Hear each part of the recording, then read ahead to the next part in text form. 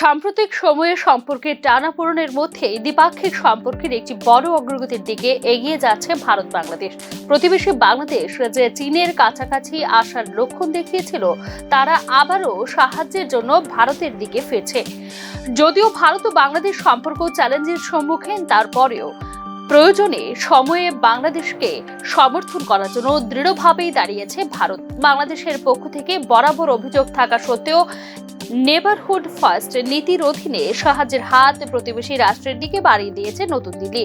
খাদ্য সরবরাহ সংকট ও আকাশ ছোঁয়া মূল্যস্ফীতির মধ্যে ভারত থেকে 50,000 টন চাল কেনার সিদ্ধান্ত নিয়েছে বাংলাদেশের অন্তর্বর্তী সরকার। রাষ্ট্রীয় পৃষ্ঠপোষকতা খাদ্য বিতরণ কর্মসূচির জন্য চাল সরবরাহ করবে প্রতিবেশী রাষ্ট্র বাংলাদেশ এবং তা সরবরাহ করতে সম্মত হয়েছে ভারত।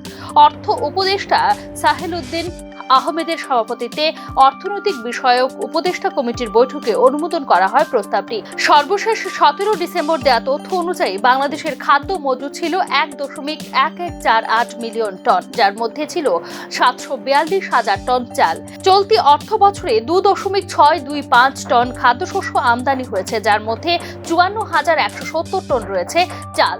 2024-25 অর্থ বছরের জন্য বিভিন্ন চ্যানেলের মাধ্যমে 2.052 মিলিয়ন টন খাদ্যশস্য বিতরণ করার পরিকল্পনা করেছে অন্তর্বর্তীকালীন সরকার।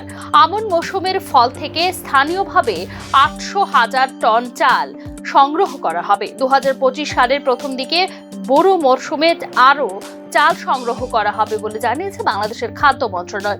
উল্লেখ্য, চাল ছাড়াও ভারত থেকে তরলীকৃত প্রাকৃতিক গ্যাস ও সার সংগ্রহের প্রস্তাব অনুমোদন করেছে বাংলাদেশের অন্তর্বর্তীকালীন মোহাম্মদ ইউনূস সরকার। এছাড়া ভারত থেকে ডাল, এডিবল অয়েল, সয়াবিন তেল এবং মসুর ডাল কেনার পরিকল্পনা নিয়েছে বাংলাদেশের অন্তর্বর্তীকালীন সরকার।